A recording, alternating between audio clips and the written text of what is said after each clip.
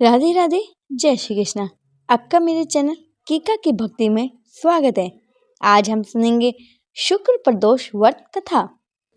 आज शुक्र प्रदोष व्रत है और इस व्रत में भगवान शिव और माता पार्वती के साथ के पूरे परिवार की पूजा करने से आपका व्रत सफल होता है।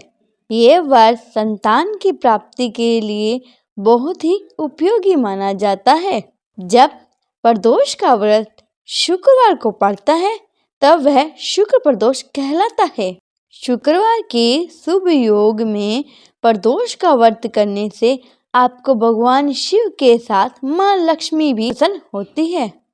आइए अब हम जानते हैं शुक्र प्रदोष की कथा, जिसको पढ़ने से आपको व्रत का संपूर्ण फल प्राप्त होगा।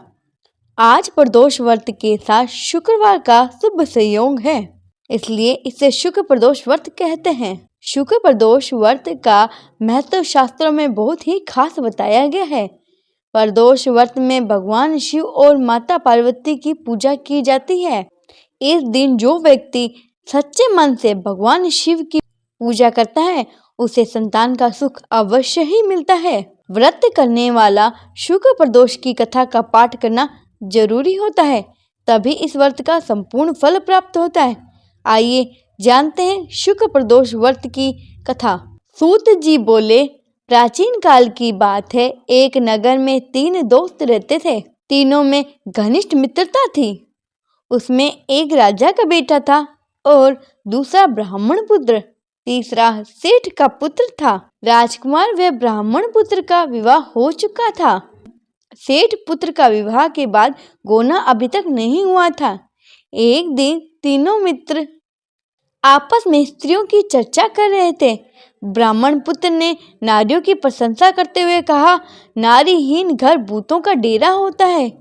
सेठ पुत्र ने यह वचन सुनकर अपनी पत्नी को तुरंत लाने का निश्चय किया। सेठ पुत्र अपने घर गया और अपने माता पिता को अपना निश्चय बताया। उन्होंने अपने बेटे से कहा, शुक्र देवता डूबे हुए हैं। इन दिनों में बहू बेटियों को उनके घर से विदा करा के लाना नहीं चाहिए, अतः शुक्रोदय के बाद ही तुम अपनी पत्नी को विदा करके लाना। लेकिन सेठ पुत्र अपनी जिद से टस से मस नहीं हुआ और अपने ससुराल पहुंच गया। सास ससुर को उसके इरादे का जब पता चला, उन्होंने उसे समझाने की बहुत कोशिश की, लेकिन वह नहीं माना। अंत में उन्हें विवश होकर अपनी कन्या को विदा करना ही पड़ा। ससुराल से विदा होकर पति पत्नी नगर से बाहर निकल ही रहे थे कि उनकी बैलगाड़ी का पहिया टूट गया और एक बैल की टांग भी टूट गई। उसकी पत्नी को भी काफी चोट आई। सेठ पुत्र ने आगे चलने का प्रयत्न जारी रखा, तभी डाकू आ गए और उसका सारा धन लूट के चले गए।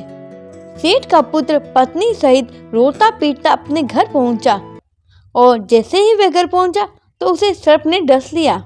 उसके पिता ने वेदों को बुलाया और उसे देखकर वेद ने कहा कि वह 3 दिन के बाद मर जाएगा। उसी समय इस घटना का पता जब ब्राह्मण पुत्र को लगा, उसने सेठ से कहा कि आप अपने लड़के को पत्नी सहित बहू के घर वापस भेज दो। यह सारी बाधाएं इसी कारण से आई है।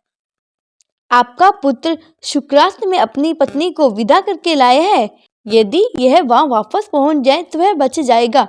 सेठ को ब्राह्मण पुत्र की बात जच गई और अपनी पुत्र वधू और पुत्र को वापस लौटा दिया। वहां पहुंचते ही सेठ पुत्र की हालत ठीक होने लगी। उसके बाद उन्होंने बचा हुआ जीवन वहीं सुखपूर्वक व्यतीत किया और अंत में स्वर्ग लोक को गए।